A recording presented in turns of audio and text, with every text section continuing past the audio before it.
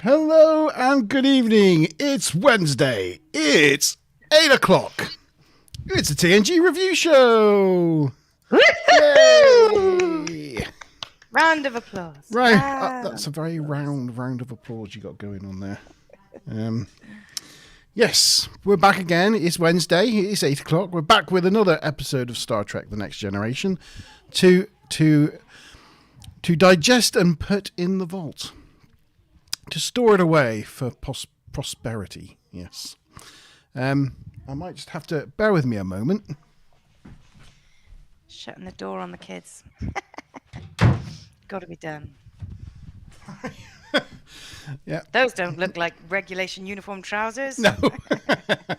Yeah, the kids had stood outside my office or just chatting away. It's like, it's fine. I'm only live on the internet. Only live on the interwebs. Yes. So, good evening to you, Mazam and Bob. How are you this fine week? I'm okay. I tested positive for COVID today. Yay! But I don't feel too bad. You could have knocked me down with a feather. I really didn't think I had it, but there you go. I've seen the stick of proof. Yeah, I sent you a picture, didn't I? You did. Yeah. That stupid little pink line. Yes. Never mind. Silly little line. 2.5 years I got away with it, but apparently I am not totally immune. It's amazing that after 2.5 years of us getting away with it, we've got it within like a week of each other. Yeah. There you go. It's the way it rocks. You know, for those watching would think, well, of course you did. You know, your family, you get bound to get it off each other. Didn't get it off Monty Python. Haven't even seen Monty Python. We haven't got seen. it through a completely other random social interaction with people on Saturday. So, yeah. It's a shame, but there you go. You know, it's just we're just going for the herd immune whatever it's called. Yep. Yeah. This is it. Yeah. But we wait. I'm good. I have my wine, my medicine. We wait until it's not cool anymore. We always do things when it's not cool, you know, like spend. Yeah, I watched Friends like 10 years later. And yeah. Like talk about TNG now. Yeah, but to be fair, we've talked about it for like 20 years. Well, so, that's true. That's true. And good evening to chat. I see we got Andrew. Andrew's with us already. Crumbs. Oh, you asked him if he's not working tonight. Yeah. And, no, he's finished. We've got Karen. Good evening, Karen. She says, welcome to the COVID club. Yes. Yeah, I don't think it's particularly exclusive these days, but it does not make me feel special. No. It's good to be a member, though, of something. The Plum, Stu Plum, is on. He's got his notes ready, I'm sure.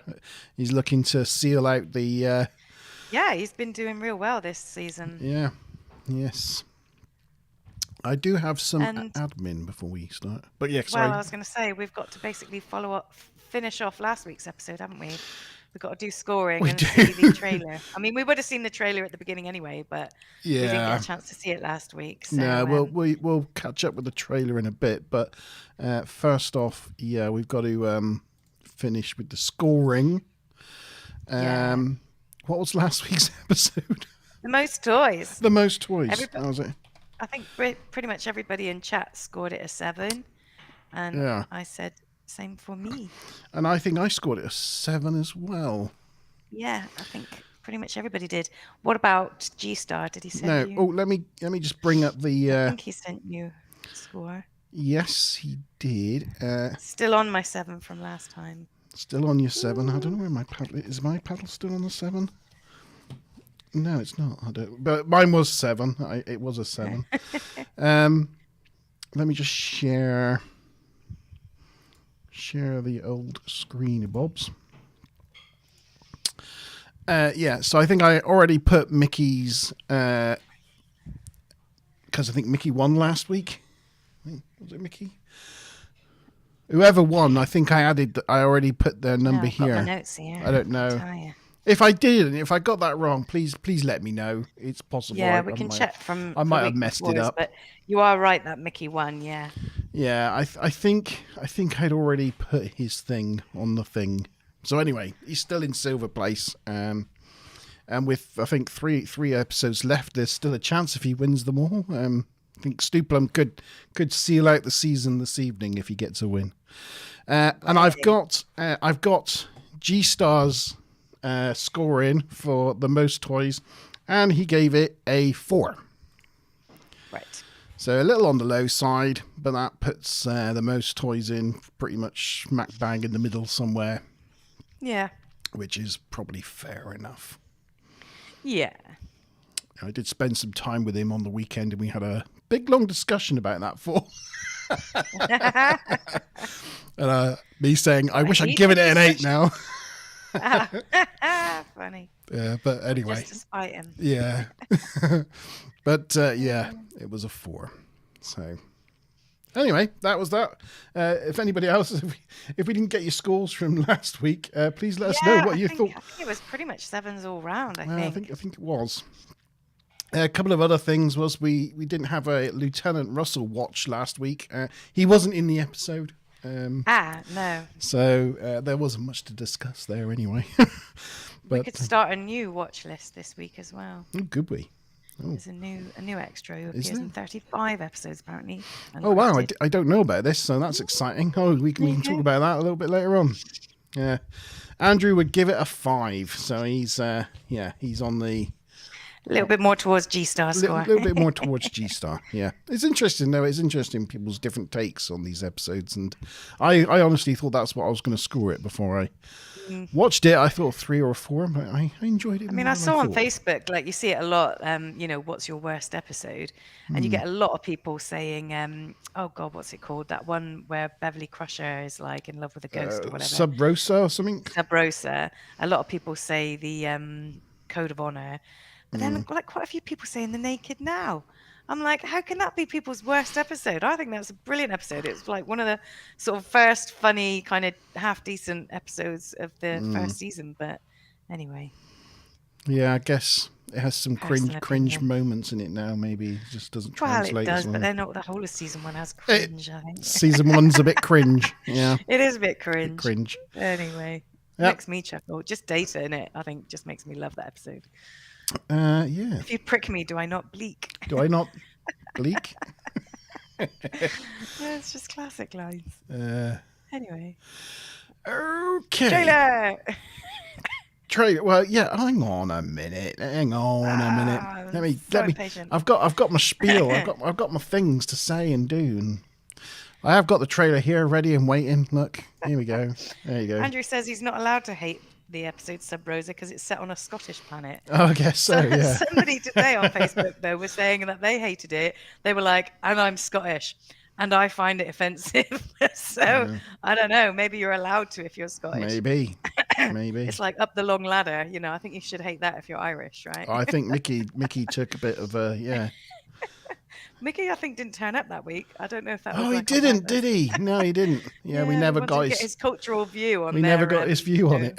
Yeah. Their rum-swilling version of like what Irish people are. It was very culturally stereotyped and not very sensitive.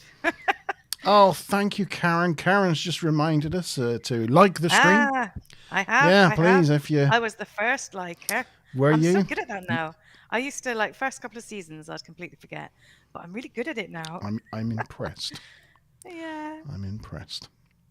Right. And the internet seems to be holding together at the moment. I shouldn't say that really, but yeah, you're going to jinx it. it's all hanging together at the moment, so that's good news. Okay, so why are we here this evening?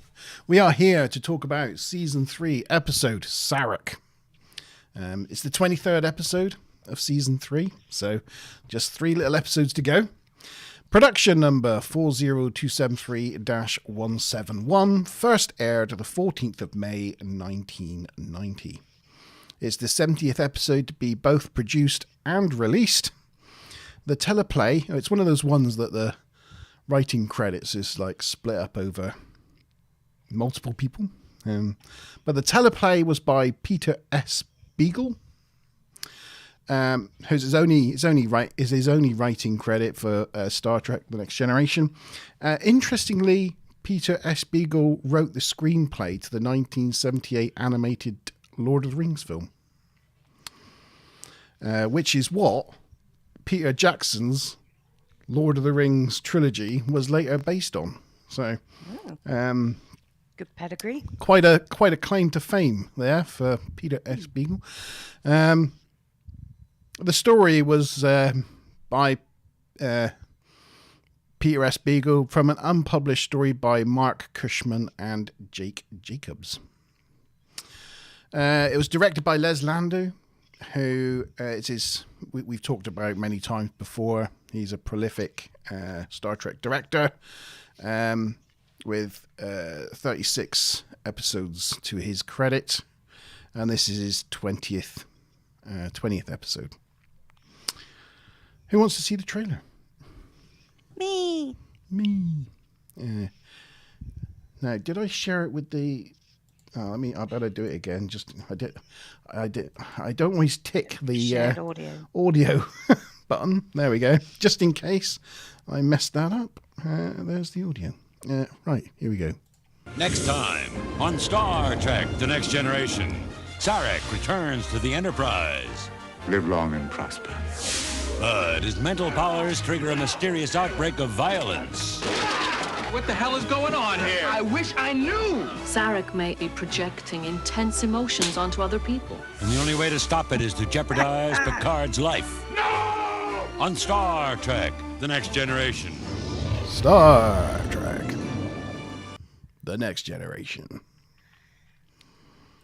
There you go. Like a little flash of a Monty Zone symbol in the middle of that. It was like, yeah, sorry. What do you call it? Like those adverts that are like flashes that are supposed to program people's brains. Sorry, it was me. I realised the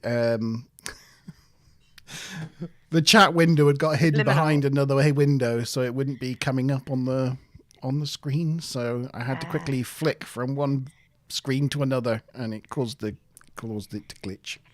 Yeah. That was me. Apologies. It's a pretty good trailer this week, I thought. Pretty well summed up the episode. Yeah, when you asked who wanted to see the trailer, Kaz says, "Me, please." And Andrew Semple said he just got goosebumps hearing Patrick Stewart say, "Live long and prosper." Yes. Yeah, definitely. Especially to an iconic character like Sarek as well. Yeah. Okay. So, once again, you little... No swearing. No, it's just it decided to overlay when I went to the. This is another one where Memory Alpha doesn't have many pictures. So yeah. I've made up my own picture list, and launching the picture, it launched it in the chat window browser rather than my browser. I wanted it going. Anyway, doesn't matter. It'll probably do that all evening, and every time I'll go, "Oh, damn it." So look forward to that. We will. Yes. Oh, and also, I have wine this evening. Just thought I'd mention it. Yay. We got a blood wine. This week, Me too. It's 19 Crimes red wine. It's one of my favourites at the moment. Capital Z for Zinfandel. Nice. Anyway, the teaser. So, we open on the Enterprise orbiting Vulcan. There it is. You see it. But it's not for any points. What's wrong with this picture? Can anybody tell me what's wrong with this image?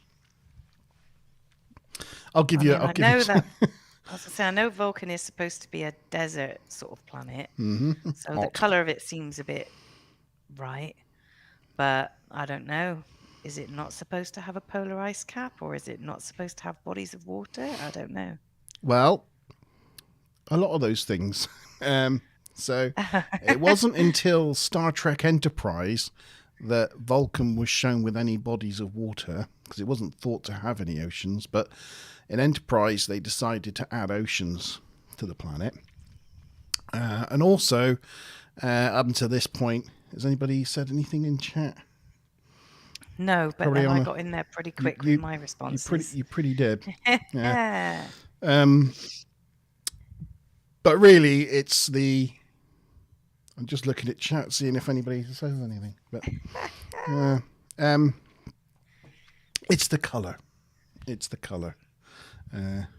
Vulcan is supposed to be a bright red planet. It's always been a bright red planet. And the reason it's this pale brown colour, this cream colour, is because for the original shot in this episode, they reused the Enterprise orbiting the planet from Encounter at Farpoint. They reused the Encounter at Farpoint footage, which was a generic brown planet. And so when the team that upscaled it to Blu-ray and HD, when they redid the planet, they made it the same color and gave it oceans. But really, it should have been bright red. So, there we go. In the captain's log, we learn that they are holding the first meeting between the Federation and the Lagerans. And they are about to welcome Ambassador Sarek and his second wife, Perrin, on board.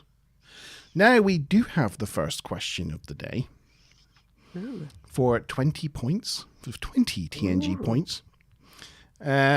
His second wife is Perrin.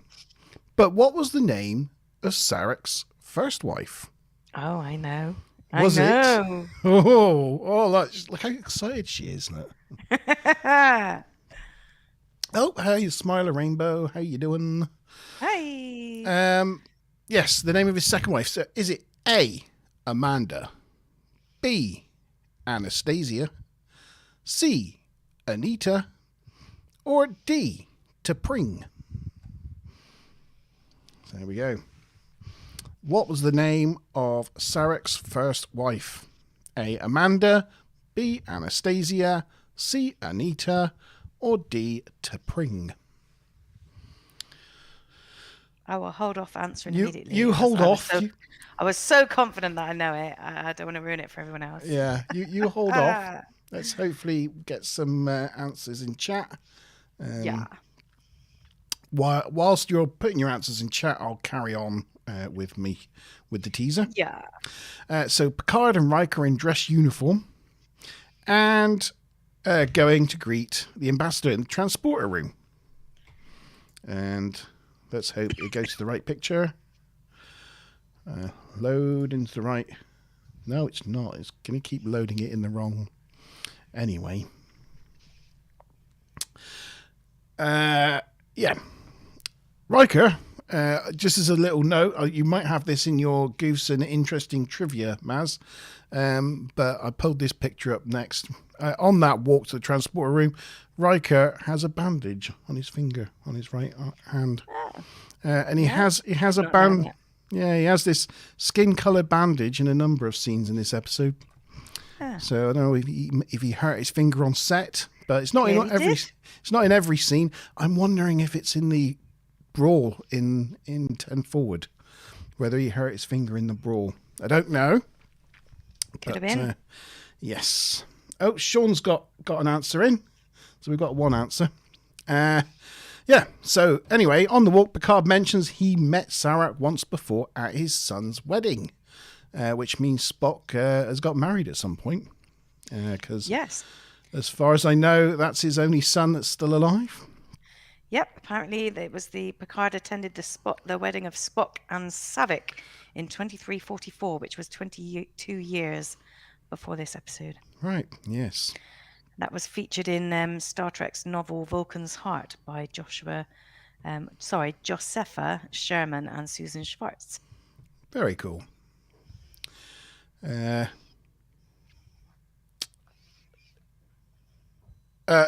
go on to mention some of Sarek's achievements and the rumours that he's retiring at the end of this mission. Sarek's aides, Key Mendrozan and Sakath, beam aboard and advise Picard that the ambassador is going to require rest before the negotiations, so please cancel any events that would normally accompany a visitor of Sarek's rank. Picard confirms that they had planned a Mozart concert for him, but Mendroza says no, he will be going straight to his quarters. This is leading on from what we were saying last week, where... Bless you. Apologies for any coughing and sneezing this evening. Yeah, bless you. Yeah,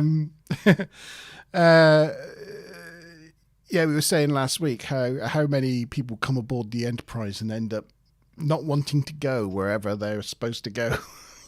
Go to your quarters, or we've got this. No, I want to do this. Okay, right, fine. So then Sarek and Perrin beam aboard, and Sarek wants to see the conference room straight away. His aides try to dissuade him from it, but they're unsuccessful. Sarek says they worry about his health too much, and Riker shows him to the conference room.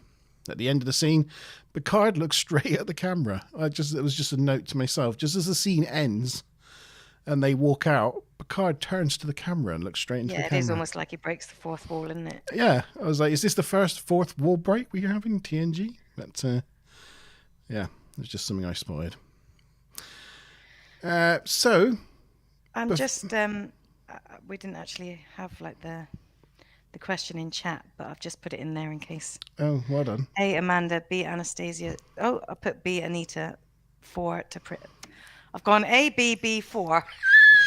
COVID brain. Sorry, Smiler. You're better at it than me. COVID That's brain. all I can say. I'm not going to take your job. A, Amanda. B, Anastasia. B, Anastasia. C, Anita. Anita. Or D, to Pring. To Pring. It's T, Pring. P-R-I-N-G. But anyway. Well, you know what I meant. Because it's a Vulcan name. Yeah. Yeah. Stu Plum's disappeared. He's not answering. And Mickey's not here to actually challenge Stu Mickey's Plum. not here. No, Mickey. We've got no Mickey. So, yeah. Well, snooze you lose. Snooze I've got you some lose. little bits and bobs for the beginning bit. Go on then. What have we got? So originally the script was going to be another ambassador, and they were talking about, somebody prominent. Could have been like a human ambassador or what have you, and they were talking about them ailing in old age, and then they talked about psychological disorders, then they talked about telepathic disorders, and the idea hatched that it could be a Vulcan, and then it was only a few steps from there, and they felt like it was kind of more poignant to drive home that idea that even the greatest of men can be subject to mental illness and be able to do absolutely nothing about it. So and also at the very beginning there, when Riker and Picard are talking about the fact that Sarek's coming, Riker mentions that he was responsible for negotiating for the Corridans to successfully join the Federation. So that was relating to original series episode, Journey to Babel. So it's good as a continuity point to find that the Corridans did end up joining the Federation, and that Sarek was partly responsible for that. Yes, very cool. All the answers are in now, I think, from those playing, and everybody's got it right. I will say Sean and Andrew gave us the surname as well, so extra 5 points, extra 5 TNG points to them for mentioning that. I was trying to catch people out with T'Pring, thinking it's a Vulcan sounding name. You might think it at first, but T'Pring was actually going to be Spock's wife, who Spock was originally betrothed to in the original series. I thought it sounded like a familiar name, to be fair. Yeah. And I think Kirk has to fight for her honor in the end. Spock and Kirk fight for because she's in love with someone else. But anyway, that was TOS. Yes, you're all right. So well done. Points to you all. Before we leave the teaser, there was something else I wanted to. The guy that played Mendrosen, Sarek's aide. I always thought that was Bruce McGill. I've always thought that was the guy that was in MacGyver. He was recently in what was that series with that big bloke? Where he was like an army guy and he was in that little town. You put me onto it, Maria. Oh.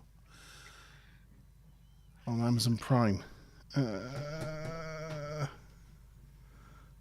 forgotten what it's called. Sorry. Anyway, I always thought it was Bruce McGill, but it's not. He's called William Dennis. So it's not him. This is Bruce McGill. This is who I thought it was. Oh, yeah, I thought that was him as well. I always thought it was this guy. So did I. Because when I looked him up, because I was like, what was that series he was in recently? Yeah. So I looked him up, thinking, I'd see MacGyver and all. Yeah. He was in Rizzoli and Isles. Yeah. And I thought, I was expecting to see that, and then saw his IMDb. He's been in like 4 things. The last thing he was in was in like 19. He looks so much like him. I really thought it was him as well. Yeah. So yeah, separated at birth, William Dennis and Bruce McGill. Always thought it was him, but it's not. But yeah, he was in something recently where he played like a mayor of a town, and he took over the police department. And I can't remember the name of it. Oh, Reacher. Reacher, that's it. Thank you very much. Yes. That's a great series. Reacher. Great series of books. Great series on Prime. Yeah. So that's what I was expecting to see. That's what I was trying to find out. I was trying to find Reacher. And no, then that's not him. So there you go. Who knew? Wow. Sean Winona played Amanda in 2009. Yes, but she wasn't actually in the end cut of the film, I don't think. Oh, he said that she was only 8 years older than her son. So yes. That's right. Yeah, she had like makeup on and that to make her look older, and, like grey hair and things. But again, one of those people that's a Star Trek fan and wanted to be in it. But I think her scene ended up being cut from the end of the film, so she was credited as being Spock's mum. But in the 2009 Star Trek, I don't think she was actually in it. So anyway, she was in the director's cut or what happened? I think she was in the director's cut. I think she might have been in the second one as well. Right. The not the Wrath of Khan, but whatever it was, the Heart of Darkness, the Khan one. Yeah, the Khan one. Yeah. Okay, Act 1. Geordie and Wes are in the conference room inspecting the slime pit that the Lagarans require to sustain them, but Wes is in a hurry because he's got a date with Ensign Susan Dumont. Geordie's surprised, and she's very attractive. Surprised that Wes actually had the nerve to ask her out. Sarek enters. Backhanded insult. Way to go, Wes. Didn't know you had it in you. Sarek enters with Picard and his entourage. Which again surprised me because I thought Riker was showing him down there and Picard stayed staring at the camera in the transporter room. But he must have caught up with them at some point and took the lead.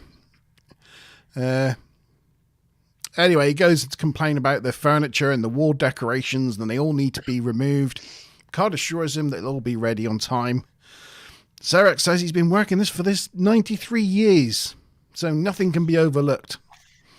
And on leaving, Sarek loudly announces, "The walls are too bright," leaving Riker and Picard sort of looking at each other with worried expressions.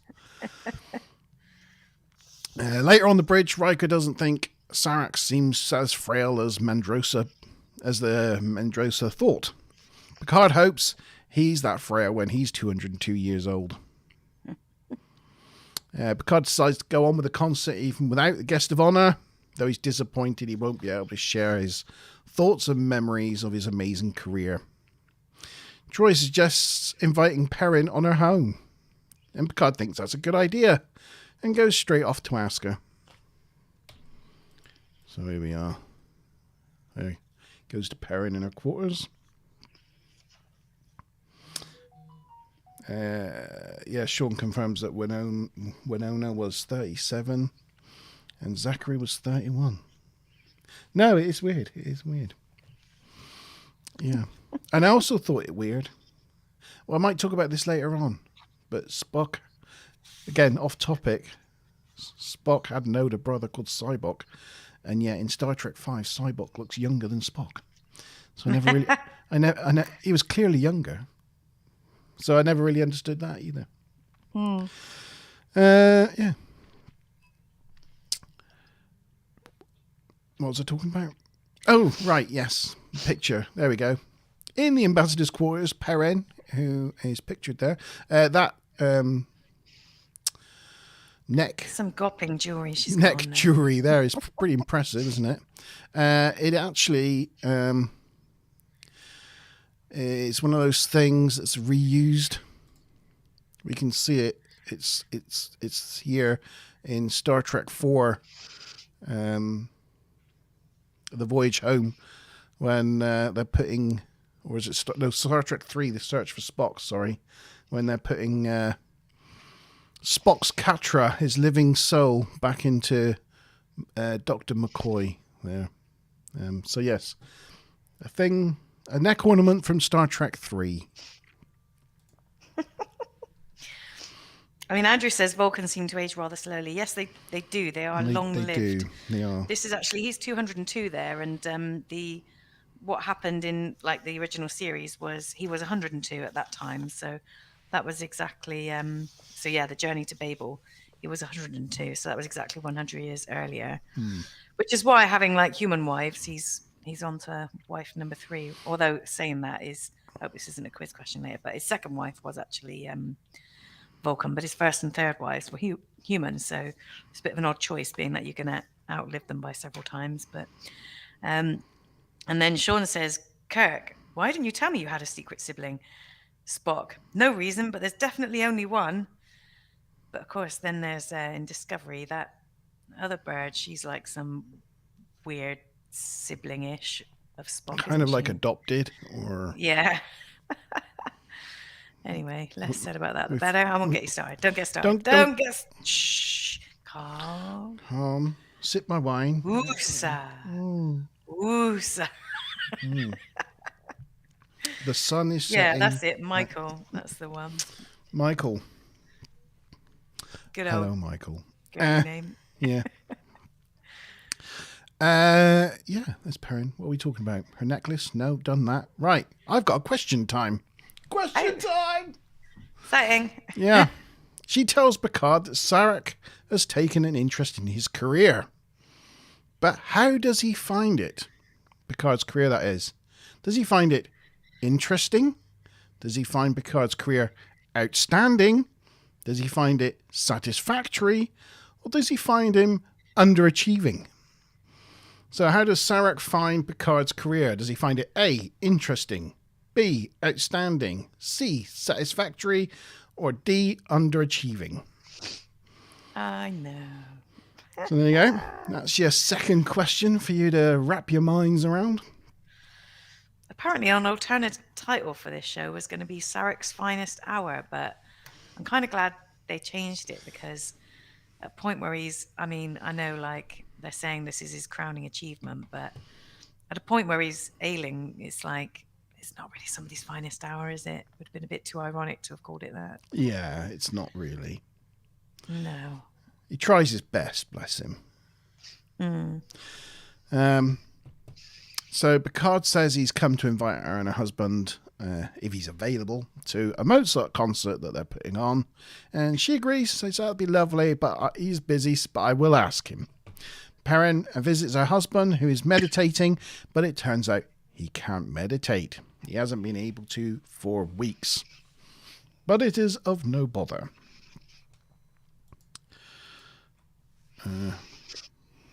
I'd say it's big bother. Hey, that came up in the right browser window that time. Yay, that worked. Hey. Back down in the conference room. Whenever I go from paragraph to paragraph and I'm like in the ready room or in the observation lounge, I have the guy from Gogglebox. You know the narrator for Gogglebox? Do you ever watch Gogglebox? Oh, yeah. I have his voice in my head. Like, in the ready room, Geordie and Wes are watching some good telly. No. So, back in the conference room, Geordie and Wes are finishing off, but Wes is keen to get to his date. Geordie goads Wes by saying he doesn't think anything's going to happen on this date, does he? But Wes comes back with at least I'm not spending the evening with a book like some people. Geordie thinks, well, I get more action from that book than you'll get from your date, as she's out of your league. Wes is like, well, since when did you become an expert on women? And Geordie's like, well, every male on this ship's an expert, more of an expert compared to you. Wes comes back with a corker, though, and says, at least I don't find my women in the holodeck. And pushes his shoulder. A reference to Leah Brahms and Booby Trap. Yeah, that's right. Class It comeback. was quite a funny little bicker. Yeah, it was. Riker enters and breaks it up, which is a shame because it's about to kick off and get interesting. And if we've ever been wondering who would win a fight out of Wes and Geordie, we would have found out. We could have gone fight, but we'll never know now. We'll just never know. I've got to say, Wes would. I think he'd be quite scrappy. I don't know. I mean, Geordie's stocky though, isn't he? Probably works out. I don't know. I wonder if his visor would go for or against him in terms of visual acuity in a fight. You're not supposed to punch a guy with glasses, are you? So it'd be, you'd have to go for body shots. It'd be a bit of a poor show, wouldn't it? Yeah. Anyway, Wes leaves and Geordie insists to Riker that nothing is the matter. Sean says, do you ever think that the way Scotty was a Scot, that maybe they ever played with the idea of Geordie being a Geordie? And they're both engineers as well, so it's kind of like... Yeah, exactly.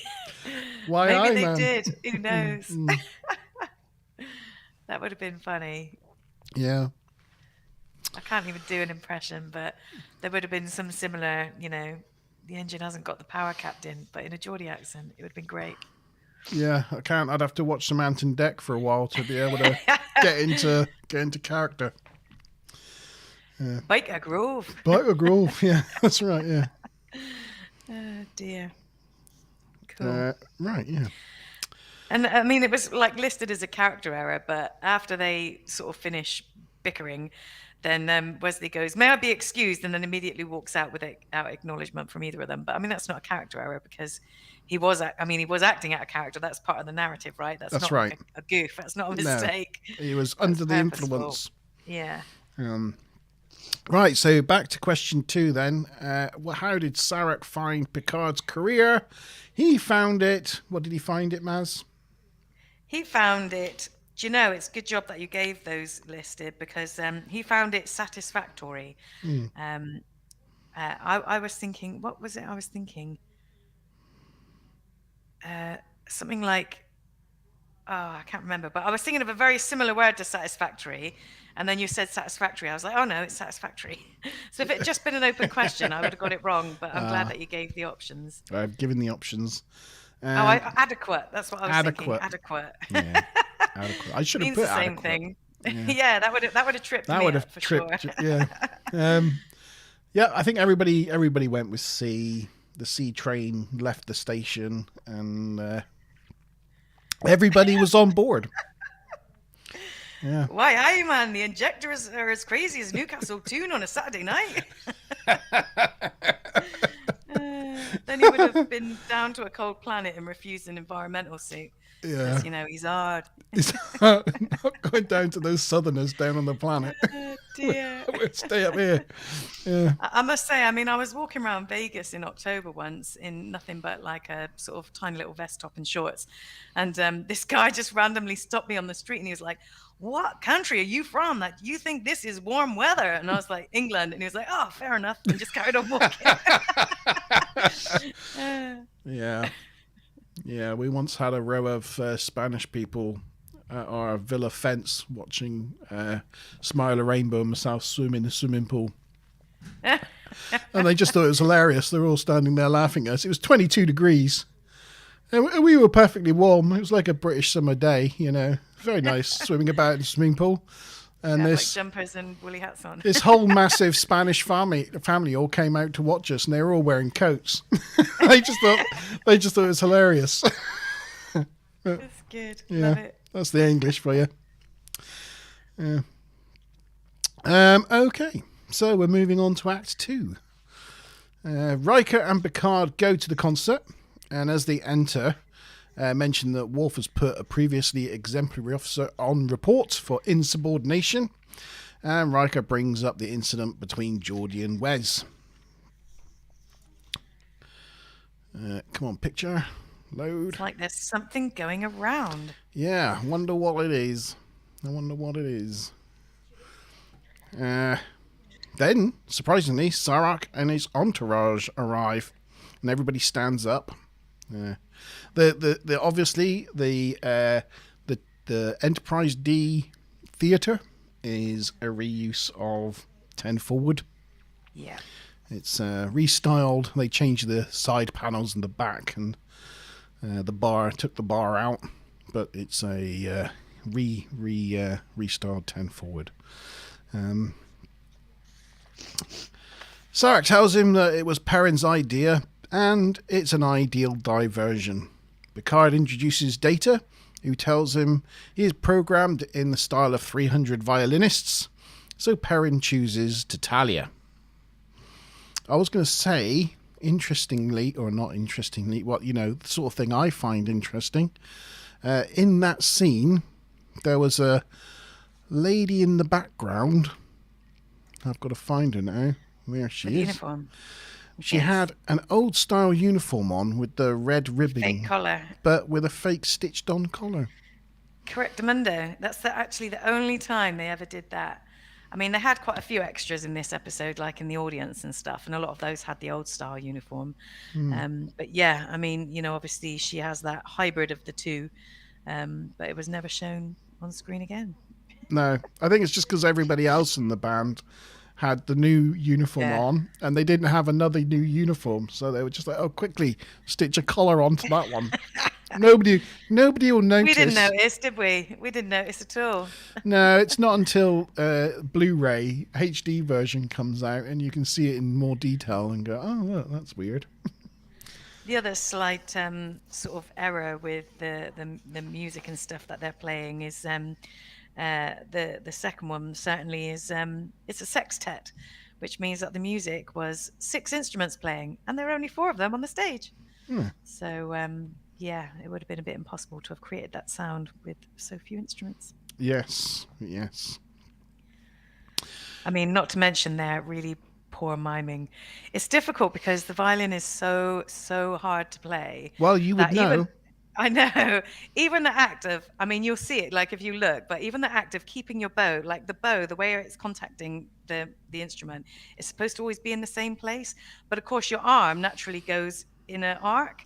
So to get it to that stage where you can do it in a straight line, it takes a hell of a lot of practice. So when people are faking it, it looks really obvious because the bow is just all over the place.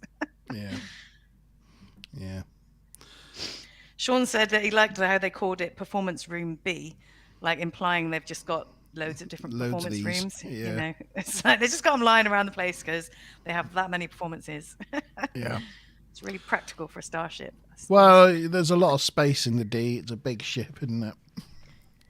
There's somewhere. There's like, I don't know if you know this, but there's like multiple decks of like big water tanks for like the dolphin officers. Like there's a whale room. Oh. They show it in the Cerritos. They actually show it in lower decks. The aquatic. I can imagine members. they would have something like that in lower decks, though. But it's in the official. I used to see it. It's in the official blueprints. Yeah, it has the aquatic decks and things like that. So it's a massive space in there. All sorts of things. They never showed anything like that. Yeah, it would have been really cool. Yeah. Right. What was it doing? Oh yes. So Perrin chooses Titalia. The concert goes on, and Sarek actually cries at a moving point in the performance. Sarek and his group quickly leave, not before Picard notices the incident. Troy also senses that something unusual is happening between Sarek and Sakath. The next morning in sickbay, Dr. Crusher summons Wes to tell him off for not attending the concert. It turns out Susan wanted to go to the Arboretum. Bev tells him he has responsibilities, but Wes is like, okay, whatever, and goes to leave. And she grabs his arm and says, where do you think you're going? And Wes says, get away from you. And she slaps him with all her might. And we cheered. No, we didn't. Beverly just summoning the will of the audience and slaps him one. Yeah. Later, she visits Troy and is like, I don't know what came over me. Troy asks her what she was thinking at the time. And she says it was just a sudden burst of rage that came out of nowhere. Troy tells her that she's had the same story from 10 other individuals. And that leads me to question number 3. Ooh. Yes. Oh, yeah, Sean says Cetacean Ops. The name of the tanks. Yes. Question number 3. In this scene, what has changed in Troy's office that has changed once before? Oh. Is it A, the size of the room, B, the colour of the sofa, C, the shape of the window, or D, the picture on the wall? I remember, but only because, I'm on this show every week. I wouldn't have noticed if you had not said it had changed before, because you've mentioned it before. I have mentioned it before, and it was relatively recently as well. Yeah, it was. Yeah. So I know. So, one observation. I mean, I know we sort of haven't gotten into Sarek's issues yet, but Michael Pillar said that it is Michael Pillar, isn't it? Yeah, Pillar. nice smiler. That's really good. Something questiony. Oh, that's useful. Anyway, Pillar was saying there's a deeper resonance to the story because at this point, Gene Roddenberry had started to go into decline.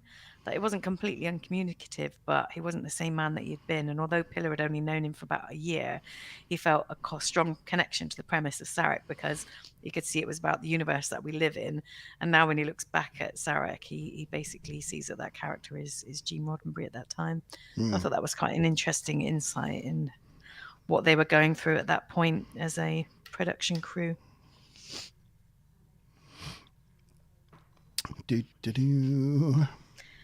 And also Mark Leonard, obviously this is it's his penultimate showing on TNG because he's comes back in Unification.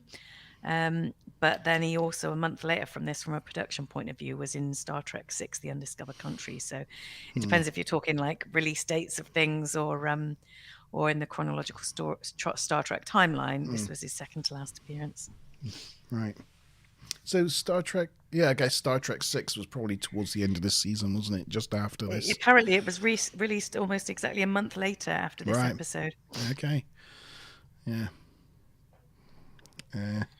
Sean says the sofa was used in Janeway's ready room. Was it really? Oh, cool. And the table from Janeway's ready room was recently reused as a therapy room in Picard. Also, 10 forward, the windows in 10 forward were used in Janeway's ready room, but they turned them upside down. So if you ever look at Google Janeway's... Oh, shall I do that?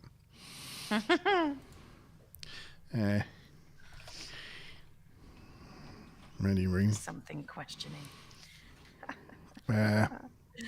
So, images. There's, you see Janeway's ready room there, look. It's with the big window and then the two smaller windows and the pillars. It's the same window as that 10 forward window, but they just turn. Can't see it. I don't know if the audience can. Oh, fool. Hey. There you go. There you go. Oh, yeah. Janeway's ready room, 10 forward. So cool. They just turned the window upside down. So it sort of bows in rather than bows out. Yeah. Like it. Yeah. And I'd say that is, it does look like the sofa, doesn't it? From from Troy's room. Yeah. There you go. Didn't know that. Didn't that come up on your comparison thingy? It didn't. No. Didn't come up. See, you could add to their database of set reuse. Yeah. I'm lost. Right. Okay, so we got Andrew with sofa, Sean with sofa. Nobody else answering yet. So I'll carry on for a minute.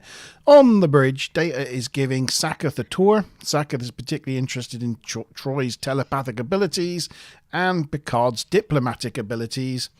And would he be able to lead the negotiations? Data says, is there something wrong with Sarek? To which Sakath replies, no, he's just merely exploring all the permutations of the mission. But Data doesn't look convinced. That Sakath's a crafty one, because he would have not said no, probably he would have just said I'm exploring all the options. But every time Sakath is asked a direct question, he avoids answering it directly, because of course Vulcans can't lie, can they? No. But he does a really good job of dodging certain questions. Yeah. So in 10 forward, Chief O'Brien starts an argument with another crew member over the ownership of a table. Meanwhile, in the background, Geordie's chatting up some kid, which is rather disturbing. You can see that picture there. It's interesting for two reasons. One, what's Geordie doing with this kid in 10 forward? And secondly, they don't usually have children as extras on the show, especially in 10 forward at the bar. And why would you put a kid in this scene, bearing in mind what you're about to do? So, for some reason, Geordie's talking to this kid when the altercation between O'Brien and some other crew members breaks out. Geordie comes over and tries to defuse the situation by saying there are other tables and offers everyone more drinks. Meanwhile, Riker and Worf are walking to 10 forward. Riker's commenting just before they enter that is it his imagination or our tempers a lot shorter lately? Then they enter 10 forward and find a brawl going on. I was half expecting to see a kid in a flying past, but that didn't happen. I like the way Worf's like, no, because like he's always got a bit of a short temper. He's always anyway. like that. And then they walk in and he's like, oh, I see what you mean. Yeah. So anyway, the two join the melee and try to defuse the situation. There you go. Right, so Andrew Simple says it's not a kid; it's just a fresh-faced old man. he's very fresh-faced. Could be. Yeah. The question time. Yes, question 3 was in the scene of Troy's office. What has changed in her office that has changed once before? Size of the room, colour of the sofa, shape of the window, or the picture on the wall. Everyone said sofa, except for Mazza McBob that said picture. And I have to say, Maz was right. Yes. It was. Wasn't it a circular one or something, and it got bigger and then it got smaller? Did it get bigger again now? Or is it triangular? Is it circular? It's circular. It just changed size, doesn't it? It has. It became bigger, and now it's changed picture. Oh, right. Okay. So that was it in the price. Then it got a big circle. That was it in Hollow Pursuits. And that is it now, with these little blob things on it and a big purple smudge. And I think it's got bigger again. It does look pretty big. But yeah, it just like seems... a moon. It's like, maybe it's like an alien that's just growing slowly, and... It's a changeling. People don't realise. Maybe she just does it to like twist people's melon. Yeah. Yeah. But yeah, the picture changed again. Yay! I got the points all on my own. That means I'm in the lead. How many points was that? I can't remember. What's question 3? That was 40, I think. Was that question 3? That was question 3, so that's 60. Oh, crap. Do you know, I forgot to write down the points from the last question. All right, you'll have to give me a moment to calculate. Everybody got 40 last time out, I think. So Sean got 40. Stupan So got 40. you're having to deal with COVID brain here. It's difficult. It's not good. Andrew got 40. And then I got 40. Yeah, we did all get 40. And then I get 60. On it. So I'm on 120. And then Sean and Andrew in joint second with 65. And then Stu Plum and Kaz are in joint third with 60. Cool. All pretty close so far. Pretty close. Or it's a 50-year-old Vulcan. Could be. Really slowly. Could be. Very good. That's funny. Very good. Yeah. Right. So that was the end of Act 2. Any other observations, comments, or anything on Act 2, Maz? No, not specifically. Lando, particularly commented on, what's he called? Thingy Leonard, the guy who plays Sarek. His scene where he did that single teardrop, thinks it was particularly Mark Leonard. That's it. Thought it was particularly powerfully acted, sort of, just surprising everybody, and something special about the way that he played that moment, quite subtle. Mark Leonard thinks he powerfully acted that moment. No, Lando. Director. Oh, sorry. Right. Said that Mark Leonard did that really well. Yeah. And actually, between Mark Leonard and Patrick Stewart, they had quite a good sort of camaraderie going on, sort of behind the scenes. Mark Leonard, it's funny because he says, "Oh, Patrick was young and professional." It's funny how Mark Leonard would look at Patrick Stewart and call him young. I mean, he was in his 50s. That's not old these days, right? But that's not necessarily what you would think of as a young actor. But no. So his acting was simple, pure, and clean, and had great confidence. He did it all with great skill. And he said even when he was off screen and just behaving like himself, his natural personality, he does that with great skill too. So I thought that was quite a sweet thing to say. Nice. He's quite a cool guy. I recently saw this thing with Patrick Stewart where they do a thing where they make them read like questions that people Google about you. It's about 20 minutes long, but it's just really nice to watch. Patrick Stewart's just such a lovely guy, and he's got such a cool voice, and it's just really lovely.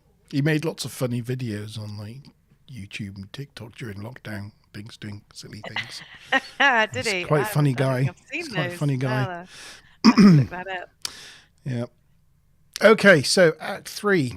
In the aftermath of the brawl, the Doc rules out a virus as she's checked any possible contamination. She does have a working theory, though. That this all started when Sarek came aboard. It could be Sarek himself causing the anger outbursts. Picard notes the loss of control during the concert with the single tear and asks what could have possibly caused it. Beverly says Bendai syndrome. It's a rare condition in Vulcans over the age of 200 that causes them to lose their emotional control. Troy thinks that he is unintentionally broadcasting these emotions across the crew. And this will affect the Lagarans when they arrive, which is not good.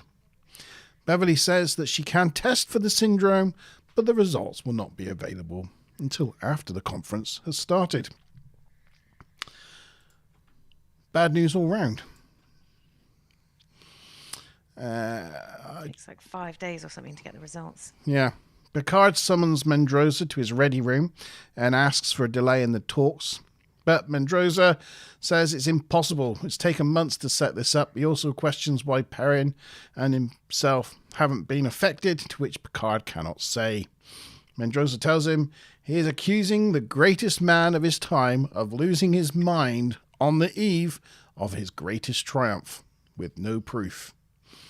Mendoza says he will not report this for now, but tells Picard for the good of his career, he needs to find the source of the problem before the Lagarans arrive.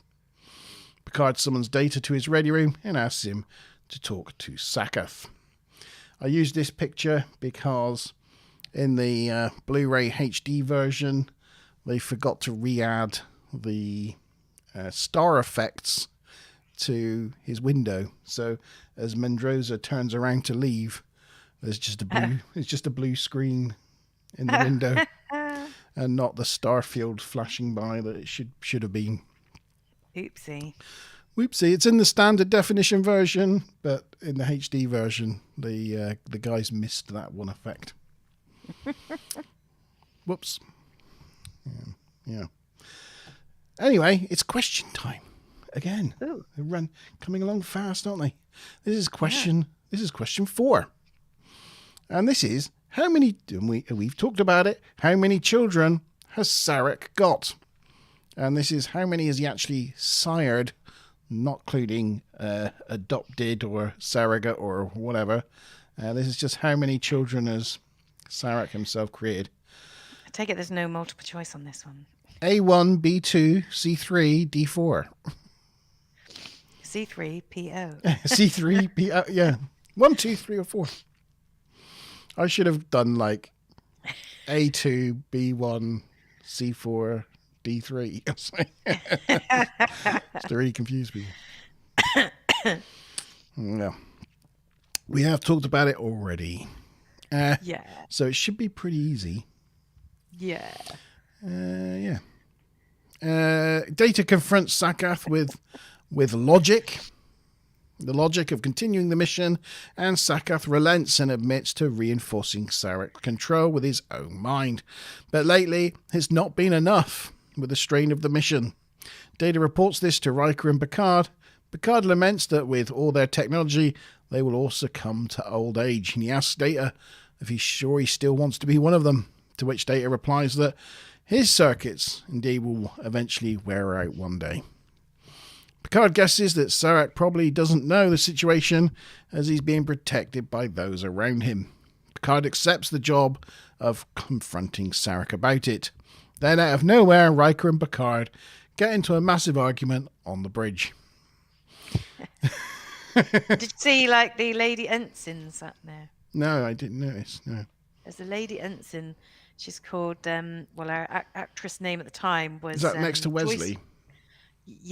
Joyce Robinson. That's her first appearance as Ensign Gates. And she appears in 35 more episodes. 35? Yep. I think she was uncredited. So we'll have to do Russell and Gates. So spotting. now we're looking for Ensign Gates and Lieutenant Russell.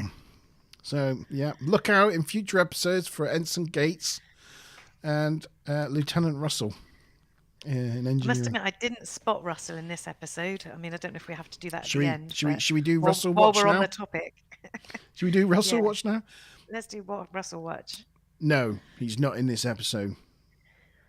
Didn't think so. I didn't notice him. Or at least nobody's ever spotted him in this episode. It is a bit of a homemade, put together database. He was in something like 50 episodes, wasn't he? 59 or something crazy? Yeah. Ironically, since we talked about this, he's not been in any episodes. No. But no Lieutenant Russell this time out. Yeah.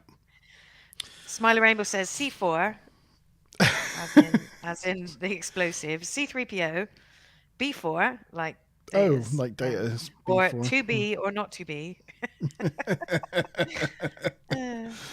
I think she just must have just got off the phone because Suddenly got some free time in her hands. Yeah, that's right. Yeah. We've got answers coming in. Let's let that run. Yeah. In the ambassador's quarters, Picard tells Perrin that Sarek may have Bandai syndrome, and Sakath has been holding him together. Perrin is in denial, though. Sarek then enters with Mendrosen and Sakath from another room. Dun dun dun dun. And that was the end of Act 3. Perrin mispronounces the when they're arguing about whether or not he's got this disease. The first time she says it right, Bandai, and then later she says he doesn't have Bandy syndrome. But I don't know if that was literally just the actress getting it wrong, or whether she's mispronouncing it to try and show that she doesn't know what they're talking about, sort of thing. Yeah, I've never heard of it try before. And cover up her knowledge of the disease. Is that it for Act 3? I think so. I mean, this obviously it's to do with a telepathic problem or disease. It's the first time that they've had that kind of a thing, and Then there's in Deep Space Nine, they've got that one with Roxana Troy where Roxana, she's got yeah. Xanthi fever. Yeah. And everybody starts falling in love with each other. I guess Yeah. that's a better telepathic side effect to have than all of this anger. I mean, I almost feel like it's a bit of a shame that it's only anger. I mean, I know that he cried, so he is feeling other emotions than just anger, but everybody just seems to be getting angry with each other. It might have been nicer if people were just feeling extreme emotions, but a variety of extreme emotions rather than making it quite so dark. But Yeah. It is cool. Cool concept. I guess it's mainly those dark negative ones that they suppress. But they suppress most emotions, don't they? But yeah. Okay, so question 4 then. How many children has Sarek got? 1, 2, 3, or 4? What have you got, Maz? Stu Plum says 2. Sean says 2. I say 2. Andrew says 2. Karen's fallen asleep. Has not answered, so she has probably fallen asleep. Wake up, Karen.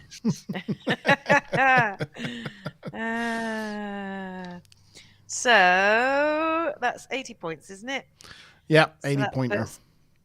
Sean on 145, Andrew on 145. That was me on 200. 2. She says 2. 2. Stu Plum on 140 and Kaz on 140. So the positions have not changed at all because we all got 80 got points. 2. And you're gonna have to make them harder. I am. I should. You have to think of like a bonus, a difficult bonus. Not spelt correctly, but Andrew. The bigger Geek Squad will be able to. Andrew correctly said the other child's name was Cybok. Cybok. Yeah. Does he get any extra points for that? Well, no, he didn't spell it right. It's S-Y-B-O-K. You also did mention it earlier, didn't you? I did. But yeah, no, I'll give him an extra 5 points there, Andrew, for Cybok. No. Yeah. It was Spock's brother from Star Trek 5. Yep. The ill-fated Star Trek 5. Film. I love it, you know. It's awful. It's absolutely awful, but I love it. Yeah, I love it. The whole misguided Cybok thing. Smiley Rainbow says, what, he had 22? Sarek, you sly dog. Because Karen put 2 twice. But yes, Cybok's mum was a Vulcan princess. There you go. Right, Act 4. We're already on to Act 4. So did he had that child out of wedlock then? Yes, apparently. Yeah. Very sly dog. Very sly dog, yeah. Sarek also doesn't believe he has Bendai syndrome. He offers to take a test, though. But even though Picard's like, yeah, but the results won't be here on time. Picard asks if he is well enough. Picard asks if he's well enough, then why does Saketh need to help him contain his emotions? Sarek asks Saketh if that's true, and Mendrosen jumps in and says it isn't, but eventually Saketh admits it. Sarek says he no longer requires it, and asks them all to leave, except Picard. Once they're all gone, Picard apologizes if he's embarrassed him, but Sarek says, you forget, I am a Vulcan. I don't feel those emotions. I'm a logical being. They argue back and forth about the facts of the day, the crew's emotions, not finding the calls, his aides supporting him. Picard's like, and what about the tear at the concert? And I've been saving the picture of the tear until now. Oh, why did you go over there? Go over there.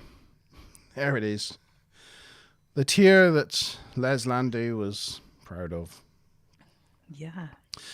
I do think, though, looking at this tear in HD in Blu-ray, so close up, that there are 2 dried tears in his eyes. Mm. So I'm wondering if this is a second take.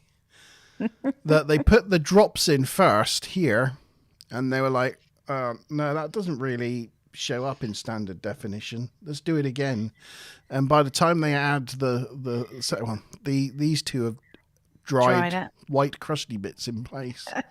Nice. But you wouldn't have seen it in standard definition. It's just noticeable in HD. Very clever. Clever that you spotted it, I mean. Yeah, it's not mentioned anywhere. I'm just wondering because there's these two like white dots here. I'm just wondering if that's... I don't know. Andrew says, plot twist, those tears are fake and he's still emotionless. Yeah. It was all an act. It was an all act. He had some teardrops there already. Sean's talking about the shuttle bay in Star Trek V is a reuse of the Coming to America throne room. He heard this and thought it was crazy. Okuda confirmed it to me on Twitter. And then he says, Shaka when the lies fell. So I'm not sure if it's lies or not, but yeah. I mean, we know that a lot of these sets have been in use in things like Knight Rider, and we've had Babylon 5 panels and like a lot of different things. But I've certainly never heard Coming to America. That's for sure. Yeah, a lot of the props came from that same prop company that a lot of Paramount Pictures productions used. Future Props, was it? I don't know about that. I'm going to have to. Coming to America was a Paramount production. Then, maybe. That sounds feasible, right? I will look. I'll investigate that, and I will come back to you next week. I'm interested. That's an interesting one. Pictures. There's an interesting one, and I'm going to have to look it up. Cool. We will look into it, and we'll discuss it next week. Yeah. So there was quite a few things in this where they've kind of echoed things from previous series. So one of them being at the beginning where he introduces Riker and Picard to his wife. He says, he introduces his wife and says, she who is my wife. And apparently he uses the exact same phrase in when he introduces Amanda to Captain Kirk and Dr. McCoy. Was it Journey to Babel? Yeah, Journey to Babel, yeah. And then, and the other one, and this is kind of like the other way around, I guess, because it didn't come out till 2009, but the whole sort of exchange where they're talking about Saketh and how he's using his telepathy to help. And he orders him out of the room, and then he says, that would be, what did he say? That would not be wise. And he says it might not be wise, but it's necessary. But then a very similar conversation takes place between the alternate version realities of Sarek and Spock, where Sarek asks Spock to speak his mind after an emotional outburst, and Spock says that would be unwise, and Sarek says what is necessary is never unwise. So it's a very sort of a similar thing. Both are about emotional outbursts, and the exchange of words is very similar. And I just think it's kind of, I think these writers, they look back at other episodes, and in fact, even with the mind meld, they had a look at previous mind melds with Spock, and used sort of inspiration from that to sort of inspire them, like Bear and Moore watched the mind meld from Search for Spock to use that as inspiration. So they're kind of trying to keep things quite consistent, but at the same time, what is really weird is Bear was given direct advice or guidance or an edict to not mention Spock's name, and that this is a separate franchise and you shouldn't be kind of crossing the lines too much. But he said, although it was a major taboo, he kind of shoehorned it in there. There's only one direct reference to Spock where his name is mentioned, but he said that he thinks that he helped to sort of push open the door between sort of an interchange between the franchises and stuff like that. But yeah, anyway, I'll stop rambling now. Smiler thinks maybe he was chopping onions in that scene. And Stuprum says maybe he chopped Riker's finger. Yeah. It all comes together. Many a time chopping onions. And you seem to assume that modern day writers look back at old Star Trek episodes. Are you mad? they quite obviously don't.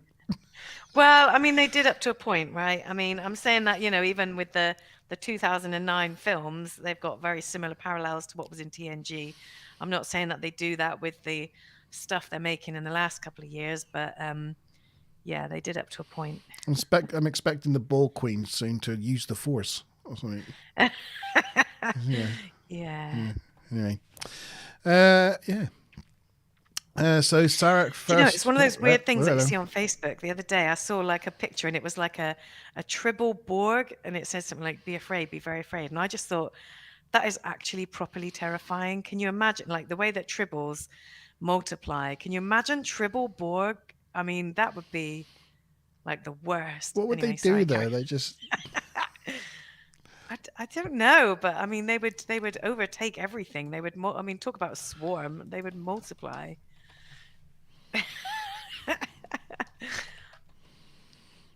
There's got to be an image.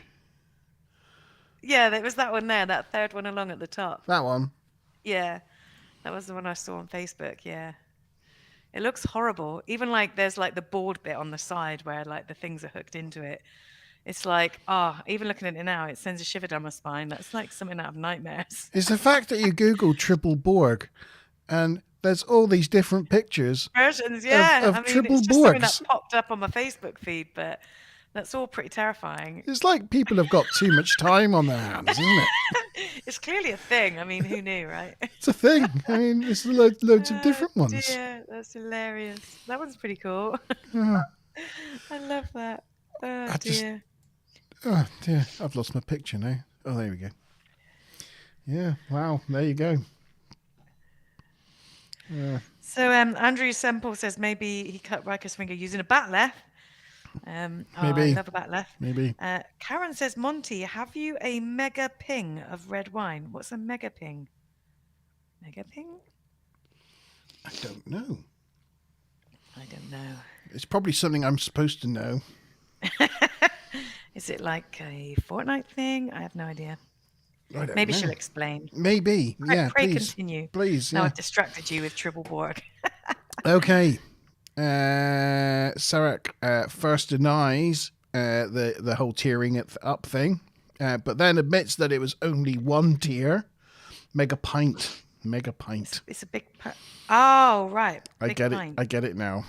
It's in relation to... See, I did get that. It's in relation to the court case with Captain Jack Sparrow and... Oh, right. Johnny Depp and Amber Heard. Fed up with hearing about it, to be fair. But... Yeah, but there's a clip of someone, the prosecution saying, did you have a mega pint of wine? And like Johnny looks up from his notes and he was like, well, I had a large wine, yes. Mega pint. But yeah, it's quite funny. I have watched some of the clips of it. It's quite humorous. Anyway. Mega pint, yes. Not quite. It's not quite. I have got a mega pint glass of wine, but not tonight. Anyway, Sarek, one tear, yes. Although I can see three here in this picture. Sarek goes on a rant that it must be him because he's built up the reputation with the Lagarans. Picard reminds Sarek that he himself has said that there are always other solutions. Hello. Oh, this is for Karen.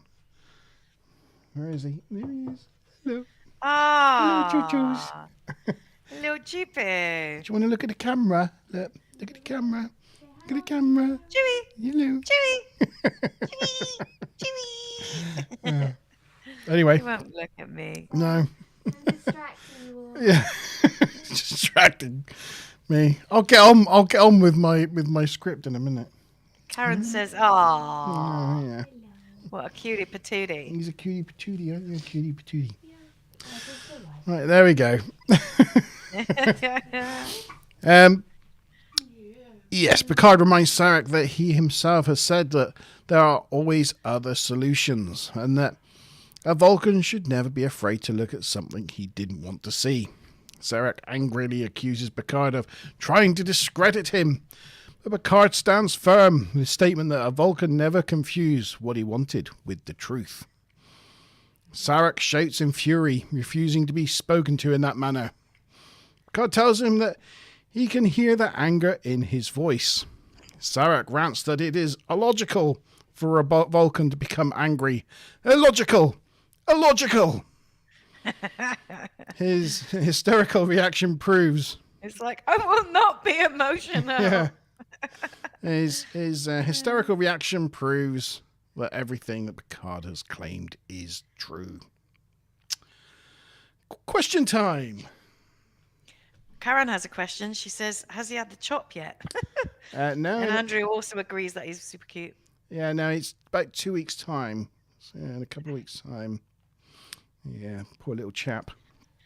He's not going to be very happy. No. So, what is the name of the species that Sarek is negotiating with? I know that. Is it Legaran, Armaran, Handonian, or Hedaran? Is it Legaran, Armaran, Hedonian, Handonian, or Hedaran? Can't even read my own. Leg, arm, head, Leg, arm, hand, or head. Aaron. See. Yeah. Very cool. Oh, well done, Smiler, because you were just in my office just this second. Now you've gone again. She did that quick, didn't she? Yeah, she did. Yeah. Yeah, there we go. I know this, but I don't want to win again because I feel like I've got too many points this season, so I'm going to abstain. Oh, you can't abstain. We've got another question after this one. I have to abstain. The reason why I know what it is because, well, actually, I'll say that later. But there's a reason why it's stuck in my head. Okay. Yeah, let's do that later. We'll do that in a minute. Yeah. Anything from Act 4 of interest? Any the way we talked about already? I don't think so, no. A lot of it's more about, some of the stuff later, so I'd continue. Continue. Right. How far is the question 6? Well, we've got a little bit of time yet, so... Yeah. Act 5, then. In the captain's log, Picard reports that they are 3 hours away from the conference, with no way to proceed. Perrin visits Picard in his ready room and asks for him to reconsider, but Picard refuses. It turns out that Perrin knew all along and has worked with Seka to help him complete his last mission. Perrin asks Picard to mind meld with Sarek and help hold his mind together. Picard takes the idea to Sarek, who tells Picard that he will feel the full force of the Vulcan emotions and it will overwhelm him. But Picard and Sarek both accept the plan. Next picture. That's as good a picture I could find for that conversation, really. It's a pretty cool picture, and he's got that thing on his chair from Who Watches the Watchers. Yes. Well, is it a bit different? Is that how it looked? That is how it looked, is it? I think so. There is mention to it in the old thing here. The Mintakan tapestry. Yeah, no, it's just that is it. Cool.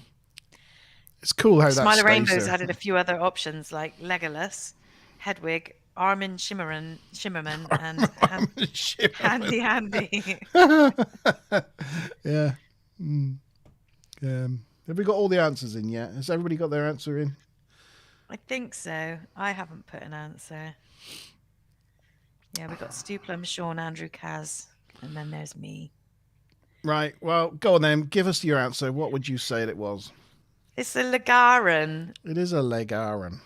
And the reason why I remembered that was because I thought, when I go to Pizza Hut, I always have their Legara pizzas, which are the ones that are like a ring with a salad in the middle. Mm-hmm. They're very yummy. Unfortunately, I don't think we get to see ever what a Legaran is. But No. We know they like to sit in gooey stuff. They do. And don't like shit on the wall. Or furniture. Yeah. Just like goo. They're minimalist people that like goo. Yeah. There we go. So how many people got it right then? I think we got Everybody except Sean, I'm afraid. Sorry, Sean. Sorry, Sean. And that was what, 100 points? Yes. Yeah. Yes, that is correct. Picard and Beverly prepare for the mind meld, and Beverly says she doesn't approve of this, Jean-Luc. Which, using his first name, Picard replies, he didn't think she would, pause, Beverly. I thought it's just a nice exchange, I don't approve of this, Jean-Luc. I didn't think you would, Beverly. He doesn't call her up on it or anything because they've got that kind of relationship, but I think she's the only person in the crew that would dare call him Jean-Luc. Yeah. And you could tell with the they pause. They love each other. Yeah, but you could just tell with the pause that it's still making a point. It still irked him a little bit. It's the day we're using first names today, are we? Right. Yeah. I'm lost. Where did I go? Oh, yeah. You would, Beverly. Yes, I got that. Sarek performs the mind meld, and their minds are joined.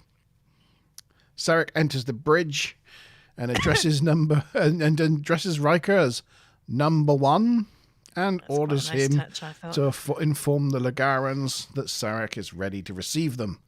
I quite like the way they did it because they had Riker stood on the bridge, and then you just heard the lift open, and you heard number one before you saw Sarek. So you go to the lift thinking you're going to see Picard because you just heard number one, but it's Sarek. It's just very cleverly shot, And Riker's double take. Yeah, it's double take. Yeah, it's quite good. Anyway, Sarek's ready to receive them. On the way to the conference room, Riker accompanies Sarek and asks him if his captain is all right. And Sarek tells him, "Don't worry, number one," in an English accent. And Riker's looks at him and is like, "Okay, but what about the ambassador?" And he says, "I am now myself again." Conference begins, but Picard's having a bit of a time of it in his quarters, shouting and screaming and crying and laughing. It's overall a good performance by Patrick Stewart, showing his commitment to a scene. He basically shows all the inner turmoil going on inside Sarek all the time, and brings it out. So it's a good bit of solid acting by Picard. Yeah, it is. And they did it in a one-shot thing, but then they took it from a few different angles. So he had to do that whole shot a couple of times, apparently. But, yeah. So it was, filmed several times in a single take, which was, it was like a mirror of a scene with Spock in the Naked Now or something. They filmed it in a very similar way. Again, another echo of a styling of a different episode. Yeah, it's very similar, actually. Now you mention that, I know what scene you're talking about. Yeah. It is very similar. Spock's emotions coming out. It's the way he kind of stops and then cries and then laughs and then shouts. It's all very, very similar style. And even the mind meld scene itself, they had a few thinks about it, how to shoot it, trying to conceptualize it and storyboard it, and basically it all kind of went out the window because the actors themselves had their own idea about how it would happen. I mean, it was quite subtle but classic, and so it's I think it's pretty good in that the way it goes. It's quite a testament to the actors' abilities. Yeah, authentic, I guess, is the word. Yeah. So he talks about Amanda and Spock and how much he loved them, and Beverly comforts him and does a good job of comforting him. And thanks to their efforts, the conference concludes successfully. You're right. You dying there? No, I'm good. Just got a little frog in my throat. Apologies, I should mute myself. Smiler Rainbow feels that every time Picard shows emotional stuff that he should shout, "There are 4 lights!" Definitely. Definitely. Would have been a bit of a spoiler, but definitely. In the transporter room, probably transporter room 3, they say goodbye to Sarek and his aides. But question 6, question time. I didn't know Sarek had AIDS. No, sorry. Oh, Poor joke. oh God. Oh, dear. Question 6 in the transporter. They're being transported to a ship that's going to take them to Vulcan, but what ship are they being transported to? Is it A, the USS Saratoga, B, the USS Merrimack, C, the USS Excelsior, or D, the USS Defiant? So, what ship's going to transport them to Vulcan? The Saratoga, the Merrimack, the Excelsior, or the Defiant? A, B, C, or D? I have 0 idea. So this will be a 1 in 4 guessy wessy. May as well put it in now, as there's a good chance it's wrong. Smiler says the USS Voyager. No, that's it's not a thing.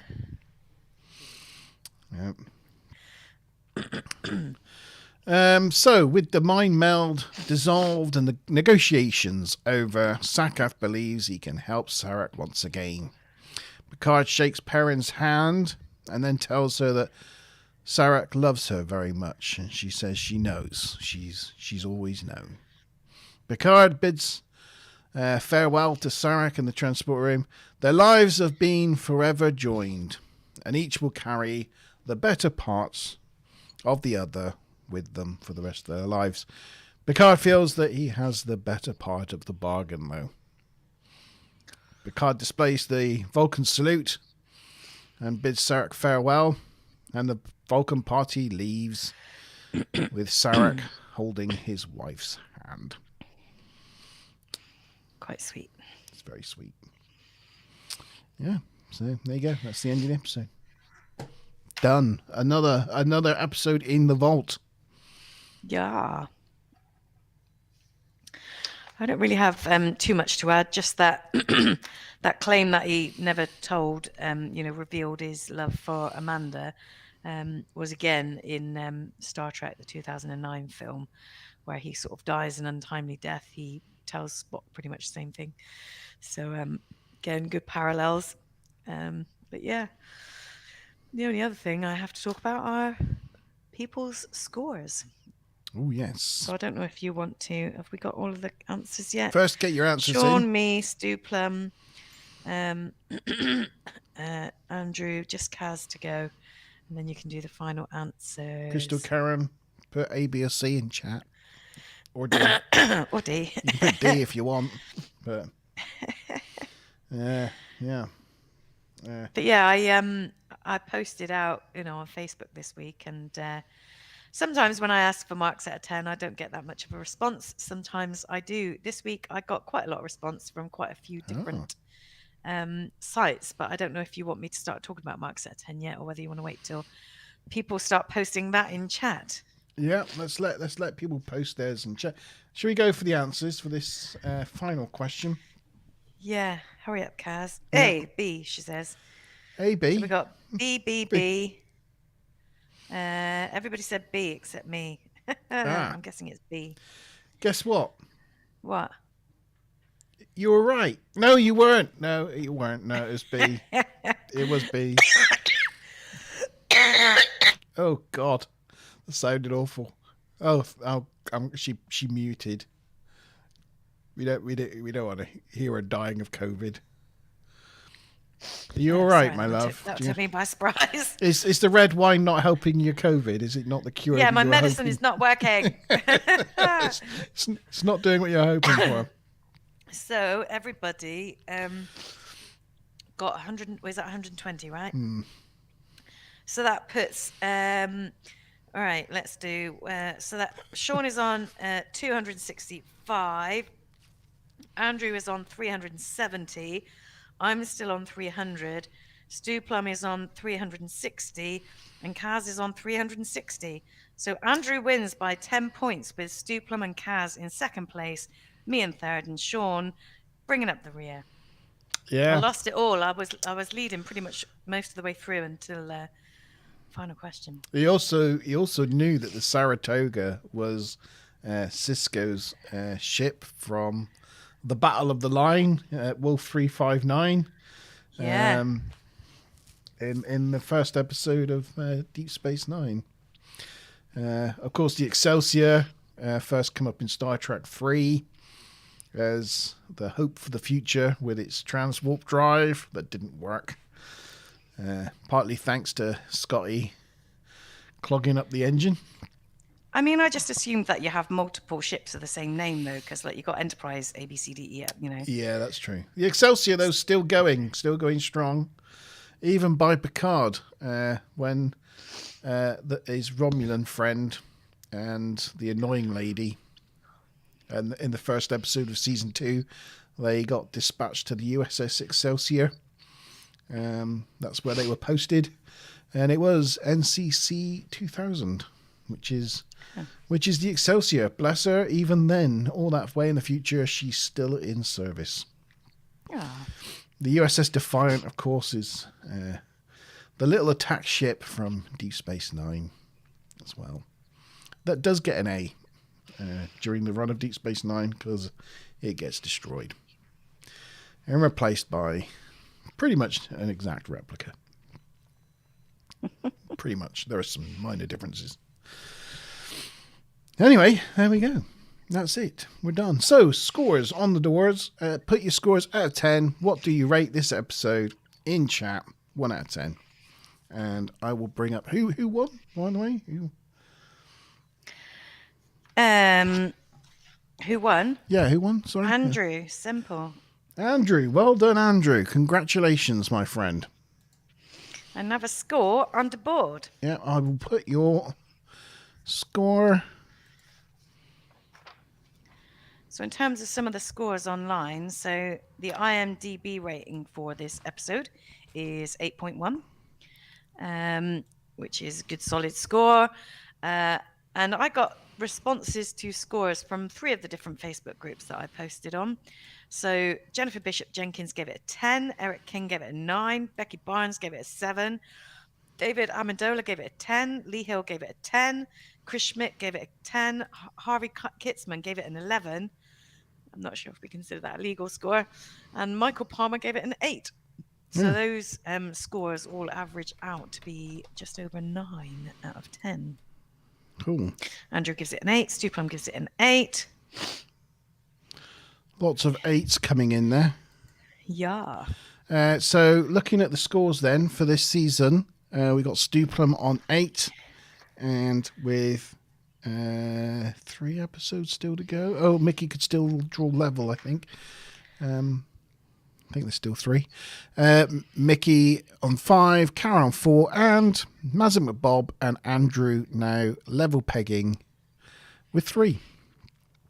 And then a bunch of us on 1, including Smiler Rainbow and myself. And G-Star actually won 1. Nice. Yeah. So, pretty good. Yeah, most people have 8. Right, have you got your paddle?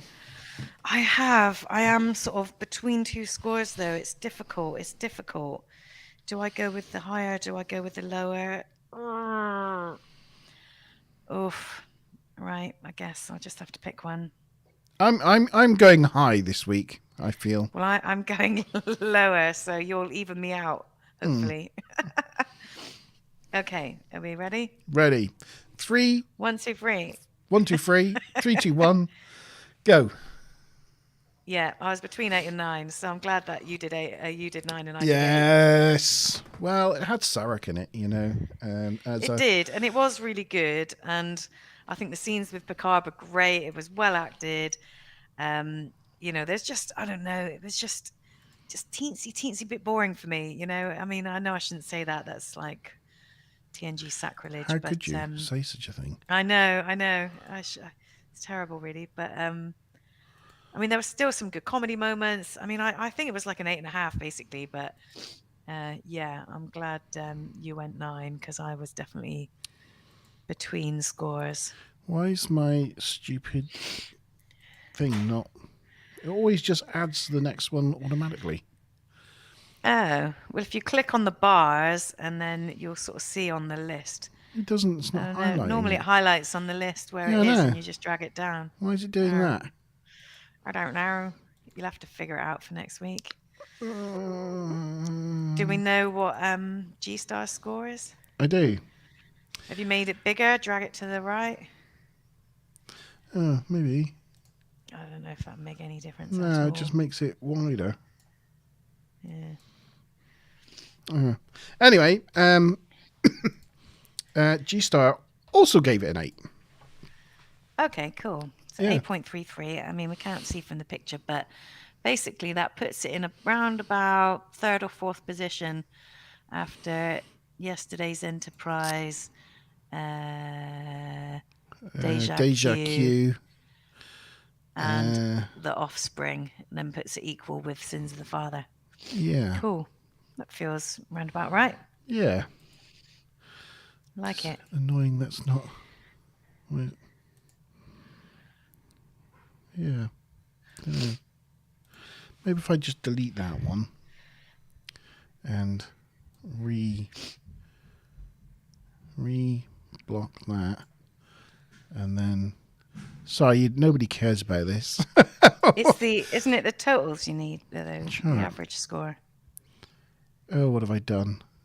Yeah, it's because you need the average, not Oh. our individual scores. Just fix it for next week. I'll fix it for Maybe- next week. I don't know. Should we watch the trailer for? Yeah. Maybe if I do that and then do that and then do that. No, I don't want to... That's right, but it's Why not a bar this chart. thing's being really annoying? Bar chart. Like that. Yeah. All right. Yeah, it's not That's labelled. the puppy. Anyway. Right, well. At least you got them all on there now. But anyway, we can see the lines. Yeah, it's, as you say, it's joint. Is it joint? Fourth. Yeah, it's joint 4th with like hollow pursuits and Sins of the Father. Sins of Father. Yes. Yeah. Yes. Very Be cool. cool. Very cool. Yeah, so you're going to want to see the I trailer don't know if for we the had a next- Klingon name, a Klingon word either. No, it didn't have a Klingon word for this week. Didn't have time. Didn't have time for that. What is the next episode? That's the next question, isn't it? Is it Ménage à Trois? Ménage à Troy? Is that it? That's interesting. Sean's saying about the Defiant number is 74205, but why that reg? And apparently it's Gene Roddenberry's date, like in American style dates. That's pretty cool. Oh, cool. It is Ménage à Troy. And now Smiley's going, read chat, chatty chat, some good bits in chat. Look about this in chat. Sorry, chat's not up, is it? I've made chat disappear. Right, but I think it was Sorry. the point about Gene Roddenberry's birthday. It's pretty Bear good. with me a minute. Pretty Hang on. cool. Sorry, chat disappeared. Thanks for that little tidbit. There you go. Chat's there now. Ménage à Troy. Oh, gosh. I should have had all this sorted out, and it's just very unprofessional of me. That's all right. Very unprofessional. Videos. Oh, that's... that one. I was about to say, whatever that was, we have these for that was every not season? that was not Star Trek. Yeah, no. I was like, what are those guys It's a, doing? it's Oh, a no. dodgy phrase. to That's look not up on the what I wanted internet. to Google at all. That's why I thought I better I better just go to our faces for a minute. Sort that out. There we go. Oh, there we go. Right. My YouTube career was nearly over before it even started there. Right. Here, what was the question? Oh, it was Rod Roddenberry, sorry. It was Gene Roddenberry's son. I misread. Oh, Rod. Yes, the Defiance registration Right. number is Rod Roddenberry's birthday. Is that his son, I guess? Yeah. Yeah. Gene's son, Rod. Yeah. Yeah. Wicked. Right. Yes, because of course Gene was born in like the 1920s or something. Yeah, I was reading it as like 40, the 5th of the 2nd, 47 or something, but no, that's Yeah. Anyway, I Right. was like reading it backwards for some reason. So this is next week's episode. Next time on Star Trek: The Next Generation. Transport 4, immediately. Troy and her mother are kidnapped by the evil Ferengi, Your telepathic powers could bring us both great profit. and a devious plan could rob them of their telepathic abilities. Give her to me. Now, Riker is the only one who can stop their deadly experiment. We have to help her. Get away from her. On Star Trek: The Next Generation.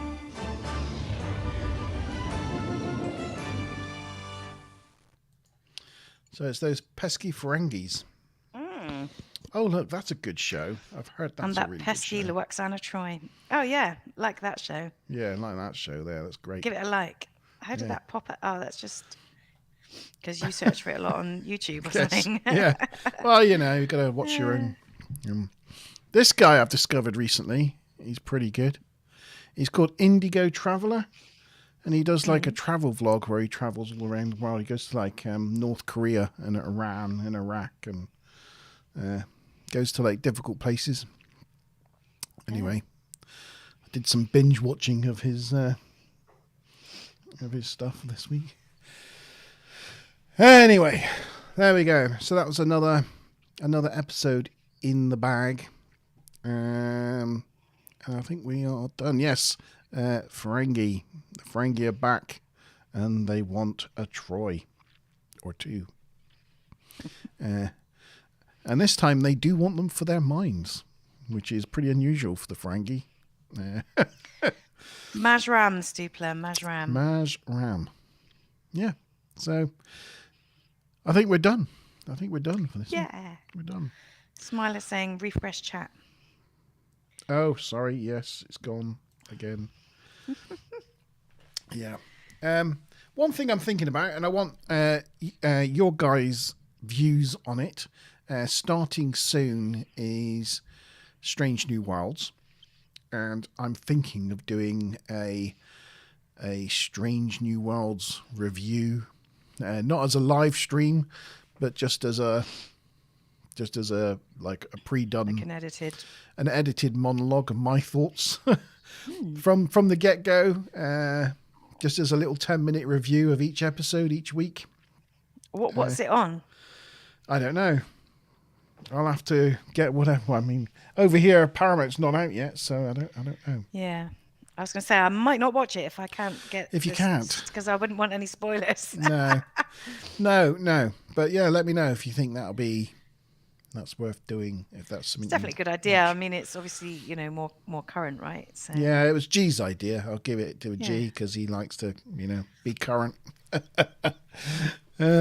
Yeah, so I'm thinking of doing that soon as another thing, putting them in the vault. But yeah, so thanks, Maz. Thanks, Matt, for joining me with COVID tonight and It's been my pleasure. giving it your all as always. Thank you to Sean and Andrew and Stu Plum and Karen for coming along and answering our questions. Thanks, Smiler, for giving it your best with the question. Right, did much with the funnies tonight. Much with the funnies of Smiler Rainbow. And well done, Andrew, for winning the quiz. Getting another point on the board. Yes. Congratulations, sir. 3. I think he's got 3 now. So pretty good effort. I got my 1, so I'm happy. Might be difficult next season. I might have to get you to do the questions some nights just so I can get a. So you can have a try. At least get my point on the board. Yeah. We could have the odd guest and make them do questions. Yeah. Of course. Delegate. Of course, we got 2 episodes to go with Menage a Troy and Transfigurations, and then we've got the big Two-parter, best of both worlds. So Adam Locke on Facebook was asking if we were doing that double-parter as one big show, and I said, yeah, I think we are. yeah, we are. Yeah, He said that'd be awesome. yeah, we can't just talk about part one and go right. See you then, No. guys. We'll have to shortcut it slightly, otherwise we'll be online for like 4 hours. I will. I won't go to my normal depths, but we'll have to. But Still do it justice, though. we'll still do it justice. It'll probably be a bit of a longer episode than normal. Yeah. Yeah. So yes, thank you everyone, and we will see you next Wednesday for another TNG review show. Indeedy weedy. Cheers. Bye, guys. Bye. Keep waving. How long do I make Mars wave for? I will keep going.